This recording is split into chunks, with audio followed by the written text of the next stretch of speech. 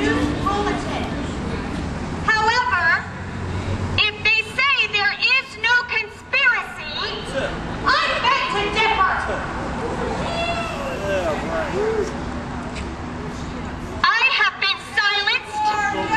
Our group has been ridiculed, called conspiracy theorists. And there is a conspiracy of silence, of lies. And we want to call the people together to tell them the truth. Abraham Lincoln said, and I paraphrase because I am not perfect, I have great faith in the people of America. If told the truth, they will do the right thing. I have great hope in the people of America once they know the truth. And as Jesus said, you will know the truth, and it's the truth that will set you free. Now, David Reed Griffin is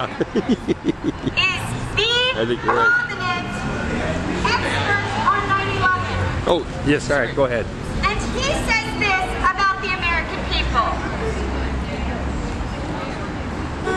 There is another reason that the mainstream press has not pointed out these contradictions, such as 9/11 was orchestrated by forces within our own government, has thus far been largely ignored by the mainstream press, perhaps under the guise of obeying President Bush's advice not to tolerate outrageous conspiracy theories.